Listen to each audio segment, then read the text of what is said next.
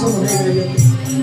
একজন একটা জাত আছে ব্যাজ, উত্তরপ্রদেশে যাদের আমাদের নিচু জাত বলা হয়, ছোট জাত যাদের বলা হয়। এখন কিছু কিছু দেখবেন ব্যাজ আছে, ওই দেখবেন বড় বড় লাঠি নিয়ে চামচি কি ধর না, ওই ব্যাজটা ওদের কারবারটা কি জানেন, ওই ব্যাজের কারবার হচ্ছে পাখিগুলো ধরে। ভালো করে শুনবেন, পাখিগুলো ধরে ওরা বিক্রয় করে সংসার চালায়, ওদের অপরাধ হবে। ওরা পাখি ধরে সংসার চালায়, রোজই পাখিগুলো ধরে, দু চারটা পাখি ধরে। একদিন দেখে জনসভার মধ্যে পাখি ধরছে, পাখিগুলো জাল পেতে ধরছে। আর একদিন দেখছে, দু চার দিন পরে দেখে একজন ভদ্রলোক বালতি করে লাড্ডু নিয়েছে, পাখিগুলোকে দিচ্ছে, প্রচুর পাখিগুলোকে দিচ্ছে। আর লাড্ডুগুলো খাবার গেলে পাখিগুলো খুব কাছে আসছে, এসে লাড্ডুগুলো কাছ থেকে দিচ্ছে। ওর কাছে আর কাছাকাছি আর পাখি যাচ্ছে, ধরতে পারলো। বাড়িতে এসে বলছি, শ্রীমতী বলে কি বলে জানো আজকে পাখি অল্প পেয়েছি। বলে কারণ কেন বলতো, তাকে বসাতে পাখি নিয়েছে, দোকানে ধার হয়ে যাচ্ছে, বিক্রয় করা বলে না একটা লোক ওই লাড্ডু নিয়েছে না, পাখিতে দেয়, প্রচুর পাখি দেখায়। বলে এক কাজ করো তো, বলে কি ব্যাপার, বলে মুদির দোকান আরেকটু ধার করে করে আমাদের 500 লাড্ডু নিয়েছে, আমি নিয়ে যাবো, জালটা পেছনে বেসে রাখবো, জালটা আমার পেছনে থাকবে, লাড্ডুটা দেবো, আর যেই পাখিগুলো আসবে ওর মতো আমি একটু আগে আগে চলে যাবো, জালটা পেতে দেবো, পাখিগুলো করে দেবে। হরে কৃষ্ণ, ভালো করে শুনবেন। লাড্ডু নিয়ে গেছে, ধার করে লাড্ডু নিয়ে গেছে, বাড়ি থেকে কিনে আমার ধার করে দোকান থেকে লাড্ডুগুলো নিয়ে গেছে, দিয়েছে। সংসারটা চলবে বাবা, কষ্ট তো আমরা ভুলে গেছি। কত কষ্ট ছিল, কষ্ট ছিল, ভালোবাসা ছিল, অভাব চলে গেছে, ভালোবাসা নেই। যেটুকু আছে পরবর্তীকালে থাকবে না। আমি এখানে দাঁড়িয়ে বললাম, দেখে মিলিয়ে নেবেন, আমি হয়তো থাকবো, সবাই চলে গেলে, সুভদ্রা ভাই চলে গেলে, আমি বলি কথায় কথায় বলি যে এই আজকে যে কষ্ট করে সংসার চালিয়ে সে পাখিটার জন্য চারটি ছাতু নিয়েছে, আর বলছে কি জানেন, ছাতুগুলোকে দিচ্ছে, আর পাখিগুলো সব করে আসছে। বলে কি হলো, আসছে দু চারটে পাখি এসছে, পুরা মাসের পাখি এসছে, তখন এসে বলছে জালটা ফেলবো, তখন বলছি 5টা তো হবে না, যদি আর 2-4টা আসে তাহলে আজকে আর ফেলবো না। বলে বাড়ি চলে গেছে। কি বাবা, বলে দেখো 5টা মাত্র পাখি এসছে, তো তুমি আরো 500 ধার করে নিয়ে এসো, কালকে 10-20টা পাখি আসবে, তাহলে আমি জালটা ফেলবো। নিয়ে গিয়ে দেখছে 5-7টা পাখি এসছে, সেগুলো জালটা ফেলতে গিয়ে বলছে দেখো, বলে কি ব্যাপার ফেলবে না, বলে তাহলে কালকে তো আরো বেশি আসবে। এরকম করতে করতে 2-4 দিন দিয়ে সংসারে দিনায় জর্জরিত হয়ে গেল। এবার কি হবে না, জর্জরিত হয়ে গিয়ে বাচ্চাগুলোকে নিয়ে বউটা চলে গেল। যে বাচ্চাগুলোকে নিয়ে বউটা চলে গেল, আর পাখি কিন্তু প্রচুর আসতে শুরু করলো।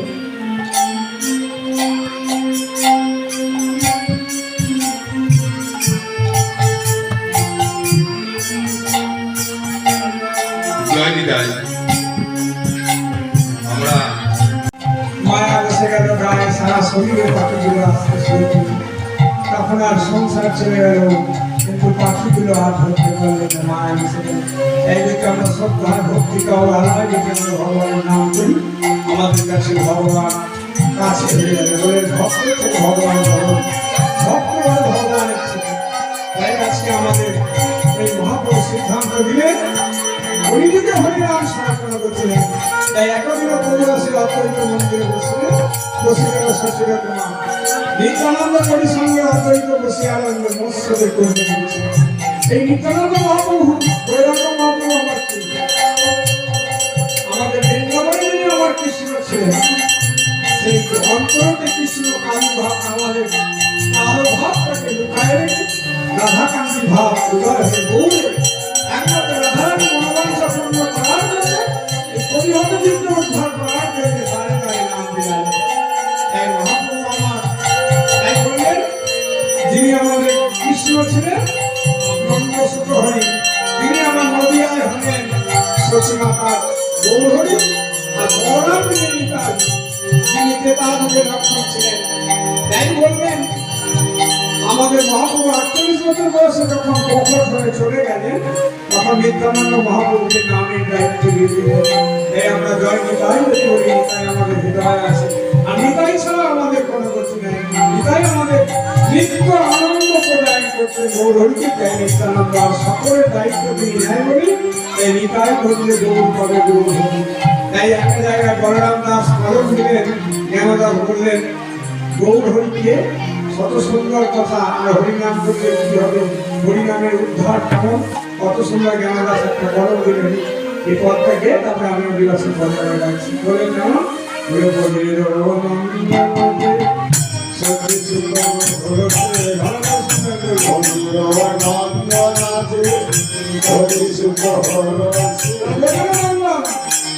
বৃন্দাবনের রাজা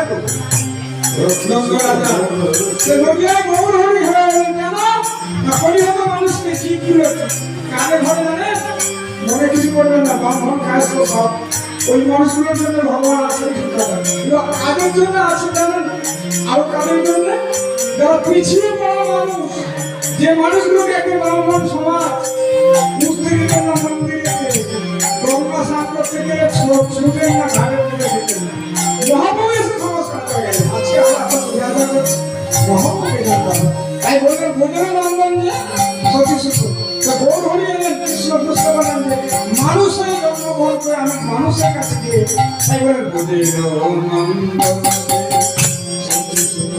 গুরু মহারাজ কি পিতা মাতা কি।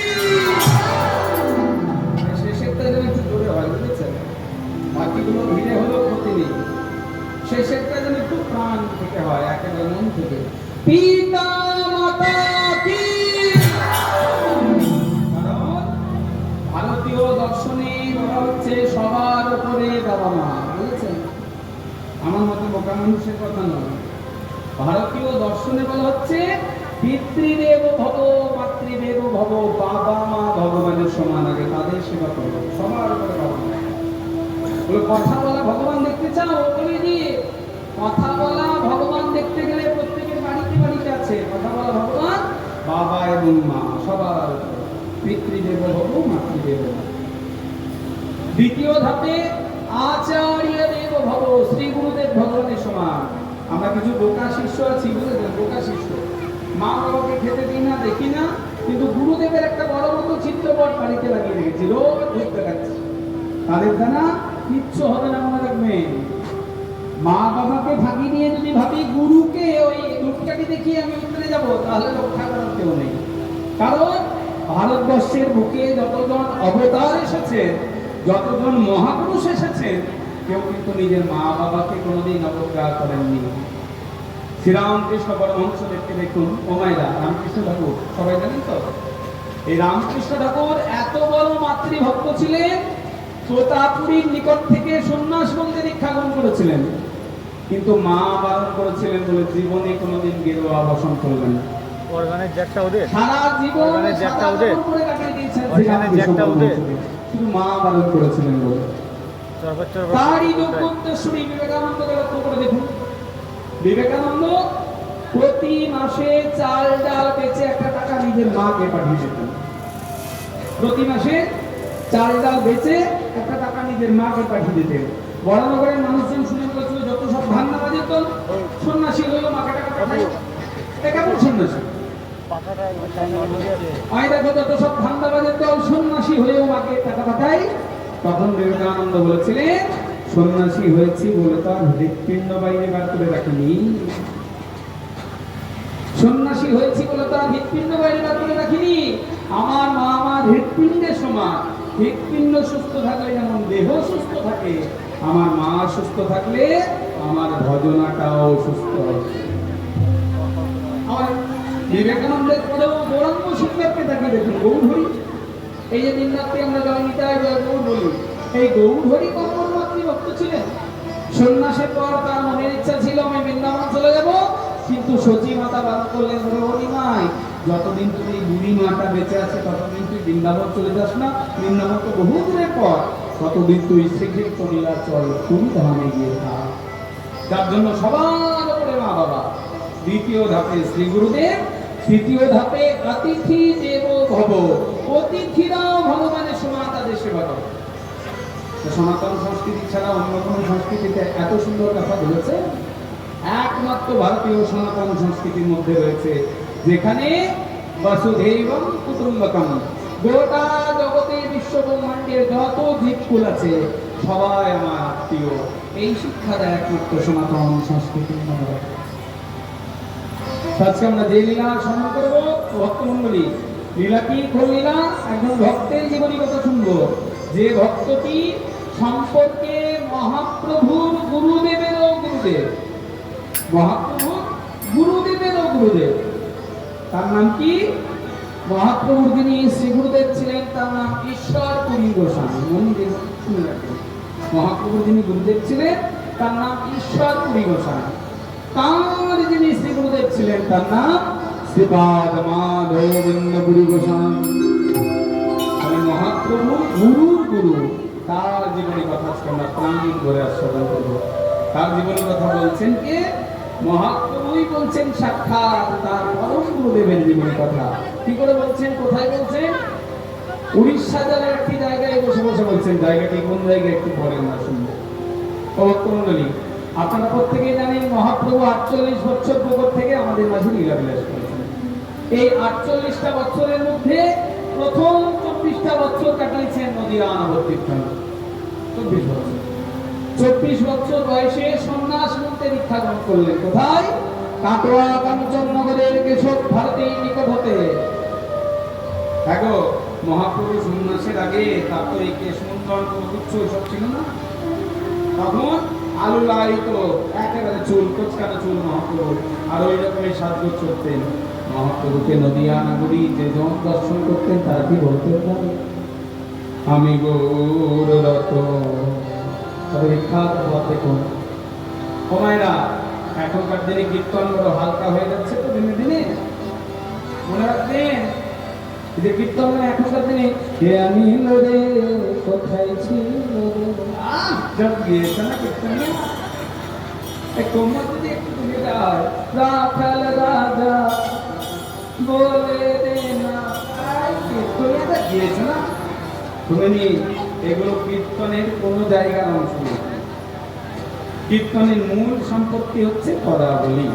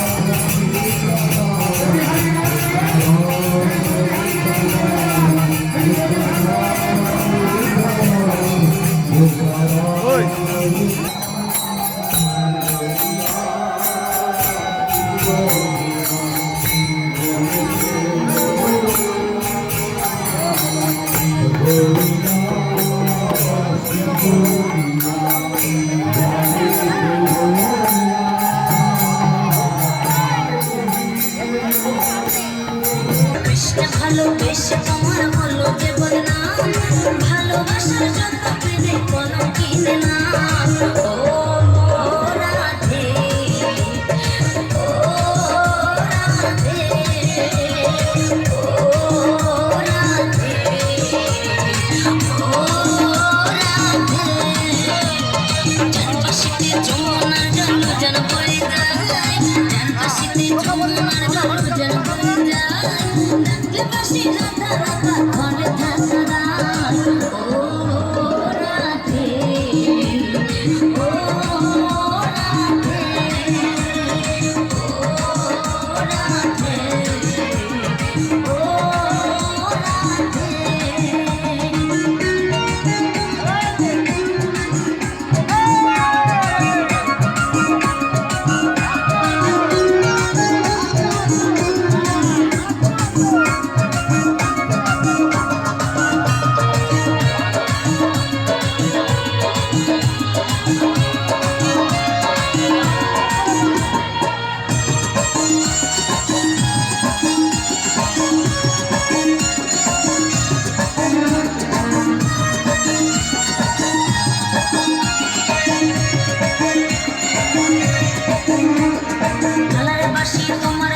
কায়রা ফেরে হায়, কালার বাসি তোমার হাসি কায়রা ফেরে হায়। আনমন আমার কোটা লাহাই গেলে যমুনায়, ও রাধে, ও রাধে, ও রাধে, ও রাধে। ইচ্ছা করে কাঁদিয়ে তোমায়